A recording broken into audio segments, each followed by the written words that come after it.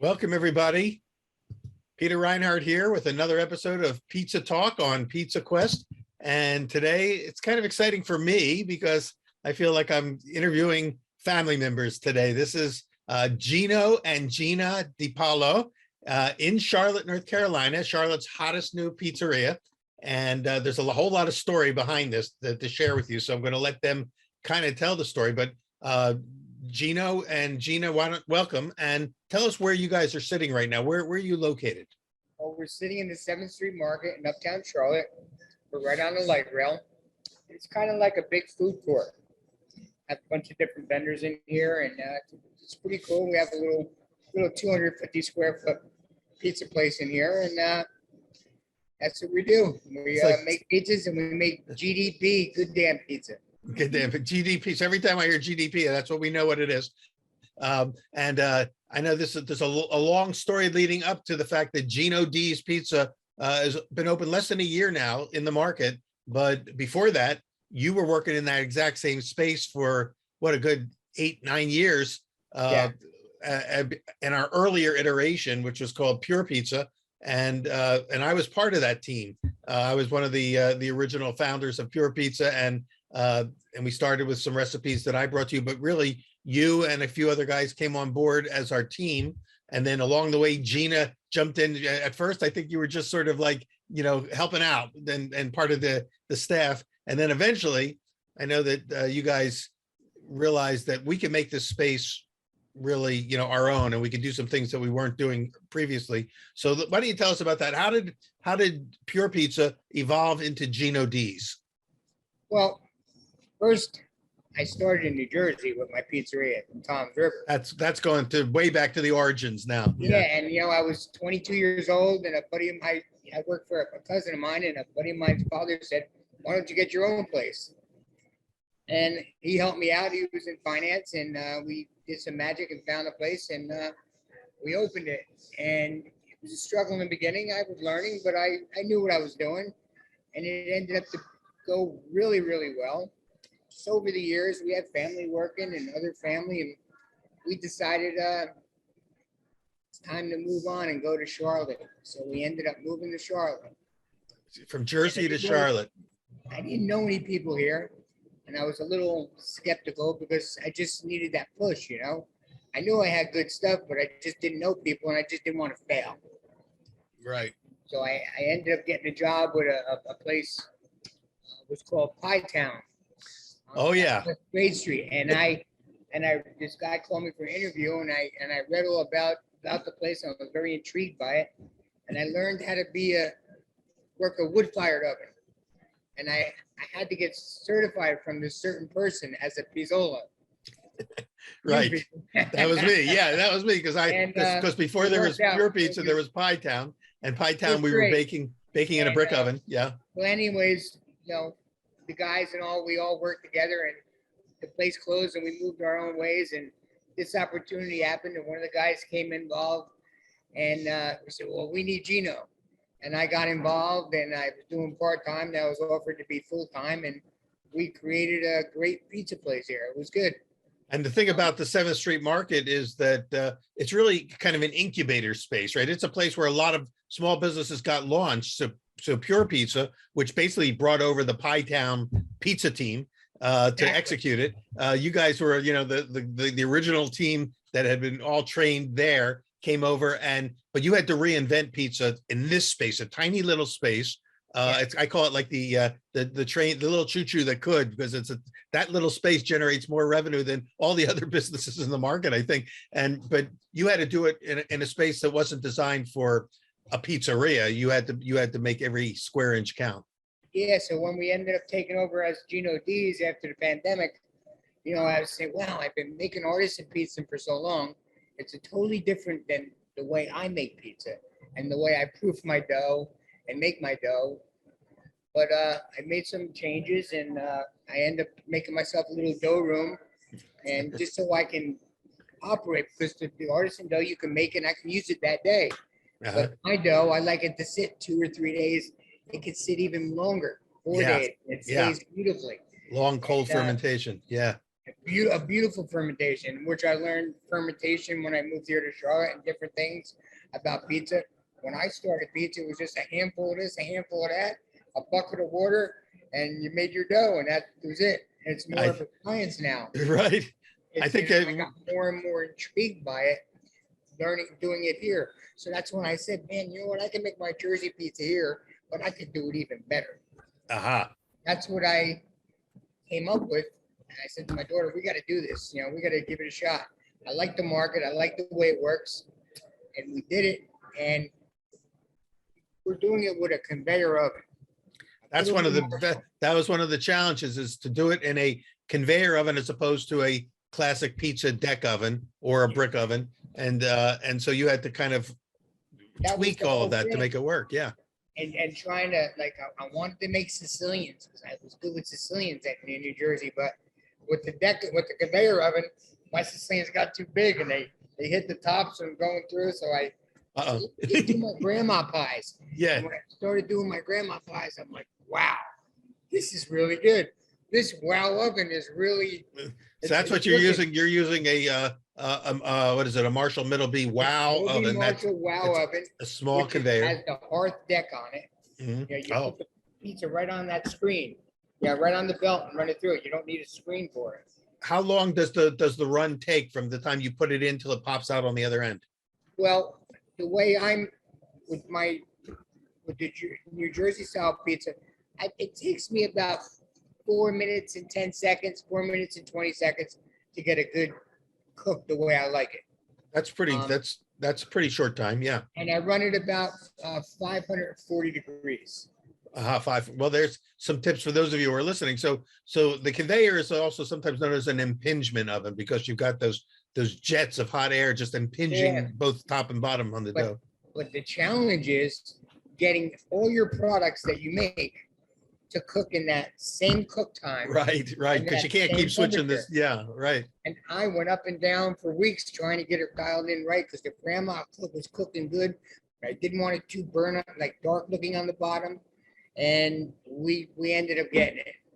And it's.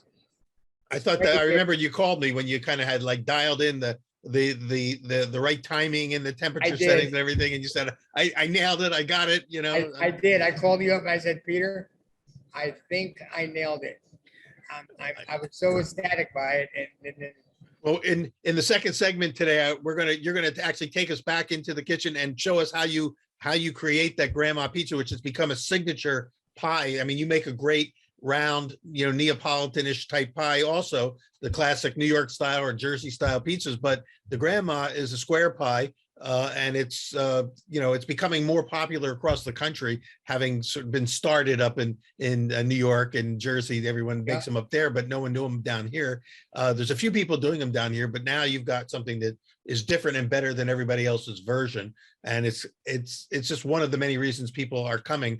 But before we get into that, I want to ask Geno a little bit about what when I first met you. You were, I think, if I'm not mistaken, you were still a teenager, I think, and you were just a kid. You and your twin sister were hanging out, but you were there more than your sister.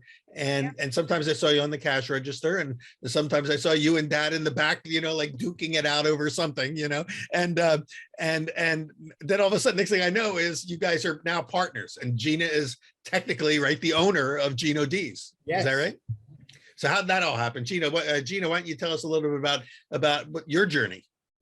Well, after working the cash register so long, I mean, not that it got old, but I just started to enjoy the craft. Even since I was a little girl, I started to enjoy the craft and working with the dough and learning the different parts of the process. And the process is just so beautiful to me that I just wanted to learn every part of it. From the artisan style dough, from working at Pure Pizza, but even from when I was a little girl, learning Dad's process and the little bits and pieces of just throwing it into the bowl. And even at home, making my own doughs, from putting making a beer crust or that. It just has always intrigued me. So to climb up the ladder and to do this with my dad has always been my dream. So it's like in your DNA to be a pizza maker. You kind of grew up with it. And It definitely- I always says I always say it runs through my veins, and I came out of the womb wanting to make pizza. It just intrigues me. well, I think that's really interesting because in my research over the years of finding out, what differentiates great pizzeria from just the average good pizzeria is, one of the hardest things is to find is continuity from generation to generation. And so it must be really pleasing to both of you to know that essentially Geno, you've got something to pass on, and Gina, you're taking the baton and running with it. The passion is definitely there, and it's been passed down through our family from his cousin showing him, and then him showing me the different processes and everything like that. It's definitely a legacy. It's definitely a legacy. Oh yeah, I That's- learned on the Jersey Shore to make pizzas. Yeah. That's how I learned. Well, that's right. And we got to ask you this though, because, we keep throwing out Jersey, and, people think of New York pizza and they think of, other Chicago style pizza. So what is Jersey pizza, and what differentiates your Jersey style pizza from what you were doing, like when you started earlier here at Pure Pizza and at Pie Town, which was not quote Jersey pizza? What have you done to kind of establish the Jersey stamp on your pizza? No, I think it's just the difference. I think it's the passion that I have for it. I just want, I tell all my customers when they come in, and I listen, hey, Jersey phone number, hey, and we Yeah, go back and We forth. do. And I tell my customers, I want you to have the best pizza you've had in a long time. And I want you to be my customer, and I want you to know that I'm your pizza guy. I think you can actually feel it in the dough. That's how- You and- can feel it when yeah. you're working Uh-huh. the dough from. I don't slap the dough around, No, and I make it's sure it's just proofed a- enough. I make sure it Yeah. just has to be at right temperature for me, just to get the crispness and Yeah. the lightness. On my dough is light. It's not doughy. It's not gummy. That's the Right. difference I find with a New York style dough and my Jersey. It's my Jersey dough. I call it Jersey pizza because it's the way, it's my love for it, and it's just me. And I want it just to proof nice and be good and just to be light but crispy, and that's the difference. So- You could look at a New York style dough pizza, and they say it's New York style, or my pizza, and you see a difference because I think it's from the love. I really do. It's just Well, a- so in other words, what makes it Jersey pizza is that you're Geno from Jersey. You guys are from That's Jersey. right. You're That's it. bringing what you're bringing is the Jersey experience of love, passion, and really the passion, and now the craft also that you've been honing for since your childhood.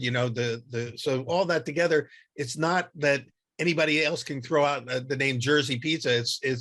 It's the person more than it is the name Jersey. It's the person who happens to be from Jersey who's bringing the Jersey experience. I really taught myself. I mean, and I had to just do everything. And I always watch and keep my eyes open, watch things. But I kind of learned and tweaked myself as I went along, and it just got better. And every time I did it, it got better and better. And I'm blessed. I am super ecstatic how great. I really, I'm not blowing my own horn, but damn, this is good pizza. Yeah, I know and I know because you're so excited about it still after all these Yeah. years. You're excited every time one comes out of the oven. No kidding. And I tell people, if I don't eat it, I ain't giving it to you. That's If I want to eat your pizza, then you can get it because I Well- know it's going to be good. Well, you guys know this story, but years ago when I interviewed Chris Bianco, the famous pizza maker from Phoenix, about what makes his pizzas so good, and in the end, of the whole thing, it's basically just like you saying. He says it's because I'm the one who's making them, and he also said I could teach people how to make a pizza, but I can't teach them to care as much as I care. And he said, if you give me somebody who can care as much as I care, we can make him a world champion pizza maker. And it seems like you're bringing that caring That to the is whole so true. process. Damn, that is true. I Yeah. use his tomatoes too. His tomatoes are the best. Yeah. So Bianco tomatoes. yeah, that's right. The Napoli Bianco Oh man. tomatoes. It's funny that you do, because being from Jersey, and I don't know when you lived up in Jersey, if you ever used Jersey tomatoes, but Joe Badia out of Philadelphia is using canned Jersey tomatoes, which I didn't even know existed. Did you ever make pizzas using Jersey tomatoes? You know what? I saw a Jersey pizza sauce that Don Pepino or something. I saw, and I said, "What the hell is that?" and I bought it and I have it at home and I never tried it yet. Because I just, I just don't want to. I got it. I'm looking at it. No, Well, I've used Jersey tomatoes on a pie that I used to call it a summer pie. I used to put yeah. nice Jersey tomatoes on it with some red onion and almost like a bruschetta pie. Well, Because you know that they're sweet. the Jersey tomatoes, for people who grew up in the Northeast, like you and I, the Jersey tomatoes are like, it's part of our culture and it's a legend and we love them and we're attached to them. But you and we were the ones actually together that brought the Bianco di Napoli tomatoes into Yeah. Charlotte. Now a number of places are using it, but we were the first. And so that's just one of the things, one of the tricks, so to speak, of that through your passion translates into the pizza. Well, what are some, before we move back, we're going to end this segment in a second, and then we'll come back and on the other side of the counter and see the pizza being made. But what are some other sort of techniques that you bring to the table and that you're passing on to Gina? My techniques, I just, it's proofing the dough, keeping it proof right. And I like to work with a room temperature dough. Uh-huh. Okay. Yes, And and then I like it to be blown a little bit. I like it to be blown up a little bit.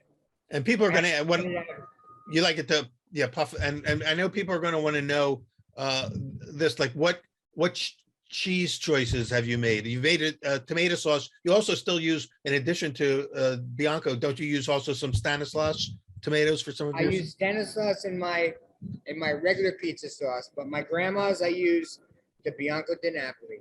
I like I use grande and nothing else.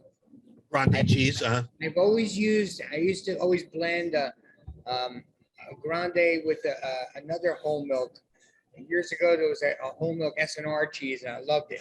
And I mixed that with the grande, and it was real rich, and it was phenomenal. Then I used the Lasanti back in the day, but now I like just the whole milk grande. It flows nice.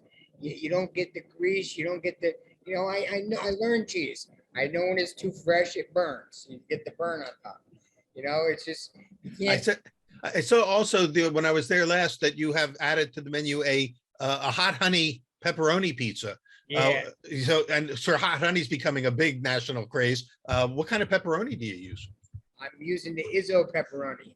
That's the best. It comes Izzo, in yeah. It's cups. It gets charred a little bit on the outside. I've tried the other, companies say, oh, we have cup pepperoni. No, you can't mess. That's you it, want yeah. You use the best of the best, and you're And gonna that's get the it. best results. And I think that's really the bottom line is Izzo's one of those brands now that's taken pepperoni from generic to artisan level. And so essentially your commitment to quality and ingredients, it's just coming through in all the choices that you're making. So why don't we do this? Let's take a short break, you and I, and I'm going to give you a chance. We're going to come back in segment 2 and we'll move the cameras and get you in the back there. We can see the kitchen on the screen that no one's in right now. We're going to move you into the kitchen. And why don't the two of you kind of take us through the process of making a grandma pizza or anything else you want to show us? Because this is exciting, especially I think, for me, it's exciting because I'm seeing all this lifelong experience presented in a new reimagined form. And then we'll talk a little bit more about, where the future lies for Geno D's, because this is a tiny little space. I don't know if it can contain you for much longer. But from what I understand, you're doing more business in just the last couple of months than the previous incarnation did, at any time before. So people have found out about you and they're making the trek to Geno D's to get pizza. I actually sold out this weekend. I was so busy Saturday. I just had enough dough to get me through Sunday. I thought we closed about 2 hours early because I had 2 dough balls left. I said, I'm not going to stand here. I'm done. Go home and rest. It's a good problem to have. I like the dough to sit. Yeah, good problem to have, but certainly your customers don't want you to run out of dough. So we'll be back with Geno and Gina DiPaolo in just a second. Thanks for being here with us on Pizza Talk, and I'll see you in part 2. We're back with Geno DiPaolo and his daughter Gina, the father-daughter combo, the power behind Geno D's Pizza in Charlotte, North Carolina. And Geno, you're standing right now in front of your grandma pizza crust, which I see it's already been baked. The crust itself has been baked once, a par bake, and it looks like it's ready for the second phase. So explore what this means. It's grandma pie. You make a grandma pie. It's popular up in, in New Jersey and New York. It's starting to spread around the country. Everybody's starting to get into grandma pies. But what differentiates your grandma pie from, say, Umberto's, which gets credit for being sort of the founder of that style? What makes yours different from theirs, where they do it in a single bake? I double bake it, and it's a thinner, different type of a Sicilian pizza. The grandma's like when grandma used to make it years ago in those little sheet pans in her kitchen. Yeah. That's the way I always interpret. That's where that it evokes that whole image of the pizza we grew up with, baked in a home kitchen. And so the dough is not that thick. Most people think of a Sicilian when they're thinking of this, and that's a much thicker dough, maybe an inch thick. Whereas your crust looks like it's only about a half an inch thick. Yeah, it's about a half inch thick. That's it. It's just not nice. I see that when you flipped over the dough just now, one side was pretty caramelized and the other was still kind of white. Which side do you bake it? Which side up? This is the side that I'm going to sauce and cheese. So the caramelized sauce side is still the upside, and then I see you've got a piece of dough in a pan that has not filled the pan. So this is how you get them going. So right now it's covering about 2/3 of the pan, 3/4 of the pan. Are you going to press it out to fill the whole pan? Yes. Well, what I did was I took the doughs. I like to proof the dough. And then once they're proofed, I take them out and I put them in these pans. Now, I don't use the steel pans like everybody uses for the Sicilian pans. First, I'm just starting out here, and I couldn't afford to buy those pans. Right. They're very expensive. Yeah, you use what you got. I try to do them in a regular sheet pan. And I do the regular sheet pan. What I do is I proof the dough and I put them in. I oil the bottom of them on the pans. What I do is I push them out. And do you grease the pan? Yeah, it's my. And what do you, and I know this is one of those controversial parts of the process, but what do you use to grease the pan? You don't use olive oil. Do I got to tell you? Yeah, well, you don't have to tell us, but I think it's important for people to know, because this is the way it's done, What I found over the years, when I used olive oil, I just didn't like it. Didn't crisp up enough. So I use vegetable shortening. Yeah, like a Crisco type shortening. Yeah. I like the Crisco. Yeah, now, I've done it with the butter Crisco. I've tried it. I like it with the regular Crisco. And the key to it, when I do them, I just put a light amount in the bottom in the center. Yeah. So when they're proofed and I push them out, and an old buddy of mine taught me this years ago when I made Sicilians, your edges usually stay in. A lot of Sicilians, they say they shrink back. Yeah. Well, that's what I'm seeing as you're pressing this out. I mean, it was very extensible. You were able to dimple it out all the way to the corners, and it's staying in the corners because that shortening is solid, so it holds it in place. It doesn't slide back. Yes. But the key is also this dough is warm. I had it in the proof box. I had it out for a while. So it wouldn't work if the dough was just cold out of the fridge. What I like to do is I like to have my dough proofed. Yeah. I like to work like this. It just performs best. My dough. What I'm seeing is a dough that has been a dough ball that has been expanded, and it looks like it's really ripe and ready. Is what you're saying? Yeah. All right. So now you've got one that's already pressed out, and then you've got some that have already been pre-baked. So what I do is once I push them out, then what I do is I light sauce and a little bit of water and sometimes a little olive oil, and then I'll dimple it. Go dimple. And then I put them back in the proof box for maybe an hour. Okay. So you let it rise for a little bit. You've got a small amount of sauce and oil in there. Proof it for about an hour to get some gas and aeration going. Yes. And then it's ready. Then the orders start coming in. So you've got people ordering the grandma pie. You've got to have one ready to go. Well, see, what I'll do is, because these cook at a different temperature, I have to get here a little earlier in the morning and have my other temperature turned down. And I produce maybe 80 of them at a time. Ah, I see. Take me a few hours. Yeah. And I get them ready like this, and like I said, I put them in a proof box, I take them out. And what I found, I have to dock them. If I don't dock them, when I cook them, they'll blow up. So you do it with a fork? You just put So I have fork a mark? docker that I use. A docker. Okay, good. I was pulling the, But if you don't put those poking the holes in there, then the dough's gonna balloon like a pita bread. Yep. There's your docker. I always think of those dockers as like a medieval torture device. They look like, with the spikes coming out. I never liked the things. I never had to use it. I always used a fork. I was the old school. Old school, yeah. I know you've come a long way, Geno, going into modern technology like a rolling docker. Yeah, I like the old fork hat. Right. What I do is I'll take them. So I didn't set the oven temperature down lower, but I just wanted to show you the basic. I say, yeah. So then this is the par bake. You've got just a little bit of sauce on there. So that's some of that color that we see on the upside of your baked crust is from the tomato itself. Tomato and a little bit of water and a little bit of olive oil. And I say, so that way you're not going to burn it. Yeah. You want it has to be able to stay in the oven long enough to bake, but not burn.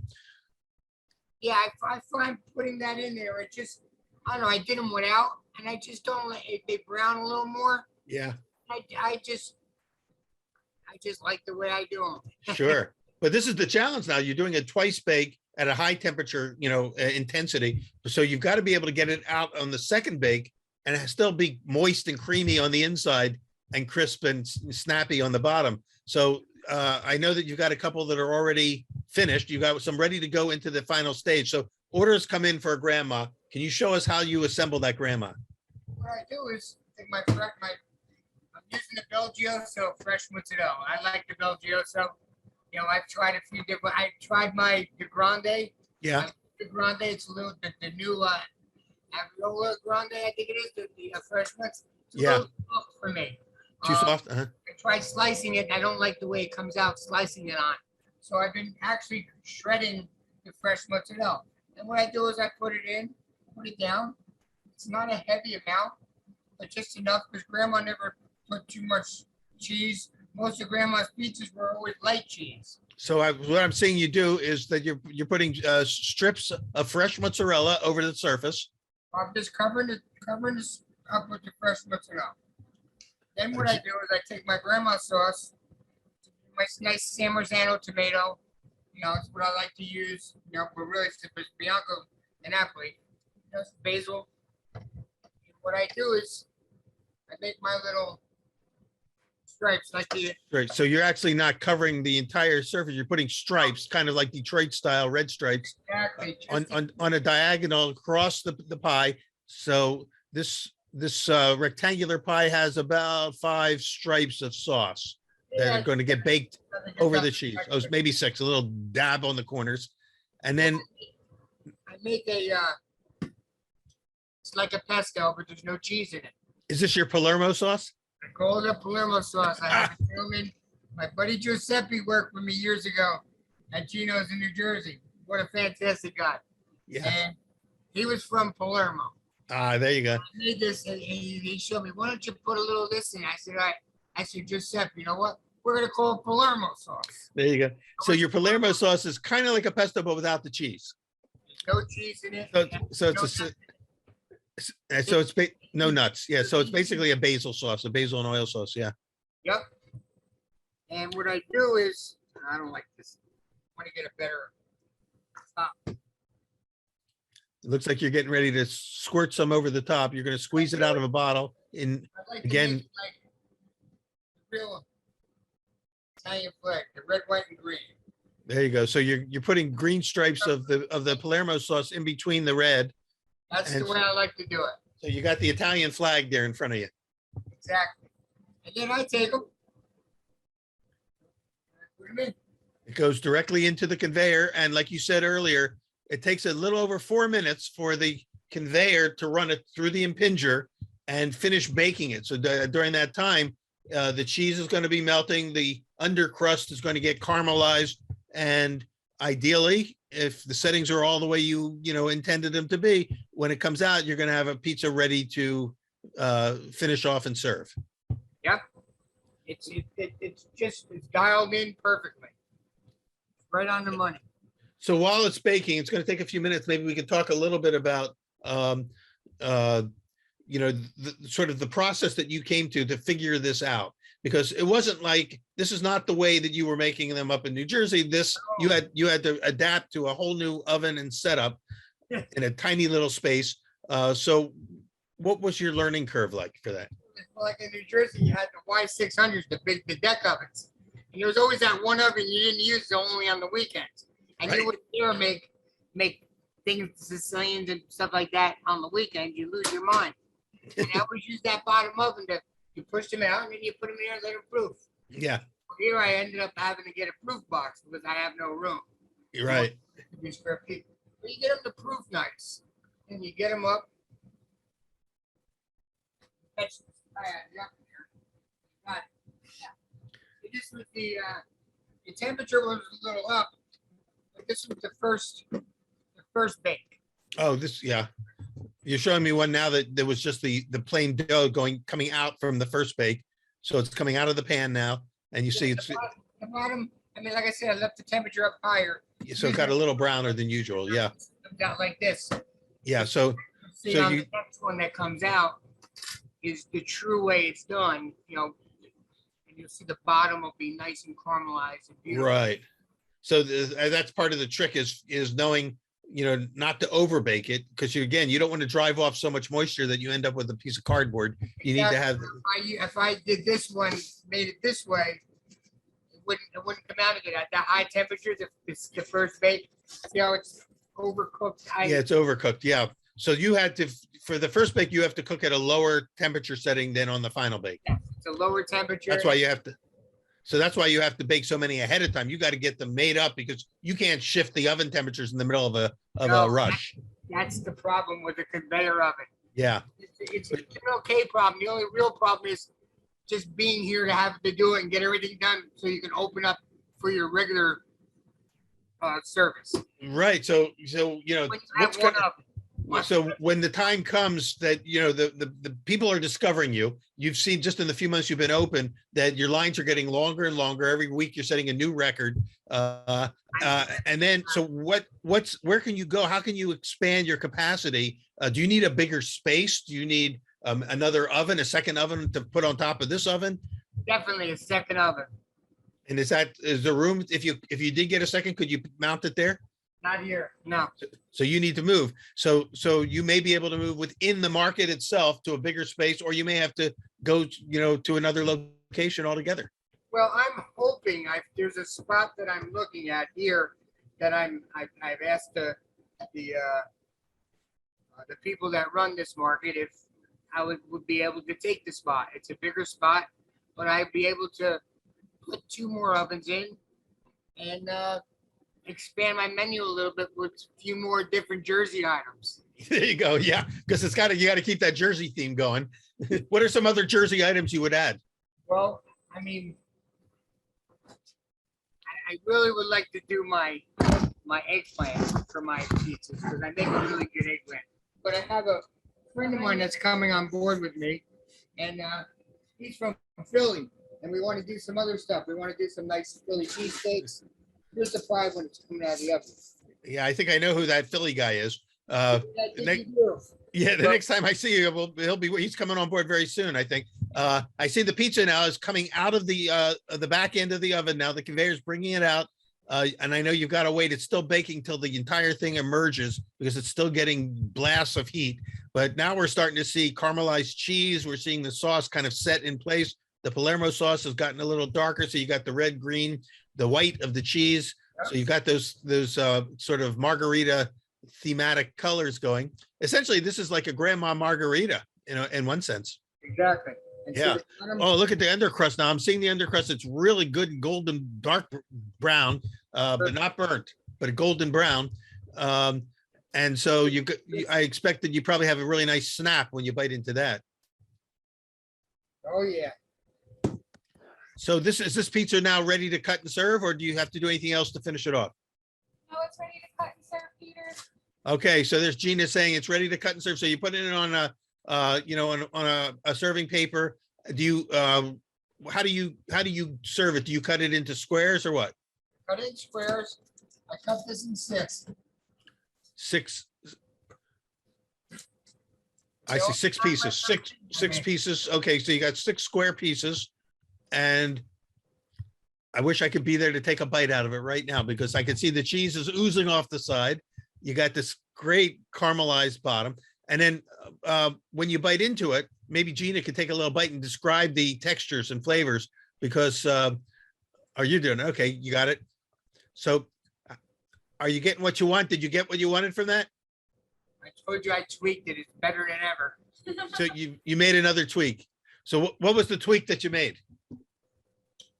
Well, I just added an extra ½ ounce of dough to the Of dough. recipe. That's right. So it's a little more dough than it was the last time I was in. I can't wait to come back and try it again. Notice it. You don't see it much. You see how nice it's just. Yeah. You know, I have to say, you know, every time I have people that come to, when people come to Charlotte and they want to go get some pizza, I always bring them over to your place. And now I've got to bring them in because the last time I was there, we always get the grandma pizza. By the way, your round pizzas are also fantastic. They're still the best round pizzas in the city too. But Wow. But the thing is that the grandma is something that they're not going to see everywhere else. So we always get at least one grandma. Plus, we usually get either that pepperoni with the hot honey, or we get you did do an eggplant pizza for us one time. Are you still doing that, or is that I something? do it. But like I said, I like the eggplant, but I had to buy the eggplant from one of my distributors. And Yeah. that's really funny. If I had the space, I like to do my own eggplant. So that would be. New Jersey, eggplant is the best in New Jersey too. I say, there you go. So if we can get you a bigger space, you could expand not only the volume of what you produce and serve more people, because you're going to need to be able to, have space because the crowds are growing. But then you're going to also be able to add some menu items. I know you already do for people that have not been there. Most of you who are watching haven't. You do garlic knots. You do a roll up. You do some kind. What do you call that roll up that looks like a little stromboli, so to speak? I call them bites. It's just like a pinwheel. It's like a pinwheel. A pinwheel, yeah. So you make like a stromboli type thing where you roll it up and then you slice them into like cinnamon buns shape, and then you bake those off. So those are like again a little mini pizza bite, so to speak. And what I've been doing too, I've been making. People love garlic knots. So I said, how can I change this around? How can I get people to buy more garlic knots? We do a cinnamon sugar garlic knot. Oh yeah, that's And great. also, I've been doing them. You're topping them with mozzarella and sauce, so like a pizza knot. There you go, yeah. And then they love them because it's like almost like a monkey bread. After you put yeah. knots in the tin, right? And you sauce and cheese them. And when it's pile of cheese and they take them out, they're like pull aparts. Garlicky and Yeah. And you also do sandwiches, like you make a focaccia and make sandwiches too. yeah. Wait. All right, he's gonna show us what's that? So I know that the focaccia is thicker than the grandma pie. So you've got so there's that thicker focaccia style. More, you could theoretically do Sicilians on that too, but it's about an inch, maybe an inch and a quarter thick. Beautiful focaccia, baked in a full size sheet pan. There you go. I'm seeing a golden brown on top, a little lighter on the bottom, and then what do you do? Do you slice them across to make a sandwich? I cut them in 16.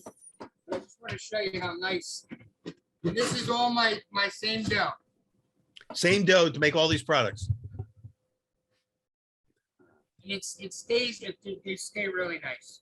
So now we got a big thick, it's like a loaf almost that's thick enough to cut across to be able to make sandwiches, right? Yep. We try to be a little Jersey funny. We call it faca bread. Right. We ask people, do you want a faca sandwich? We make chicken parm faca sandwiches. Italian Faca from focaccia. So faca sandwiches. Here we say faca. Because people love to say those words. Yeah, I know. Yeah, look, but that's the joke and the fun that we like to have with people. Yeah. These sandwiches are fucking good. It's a and say, hey, you want a fucking sandwich? Yeah, right. We always get a chuckle. You know, you get the church ladies sometimes they look at you and then Right. they laugh. And But we I'm sure that the 13 and 14-year-olds love it when you say that. So have fun with it. It's just, yeah. it's all in good fun, you know.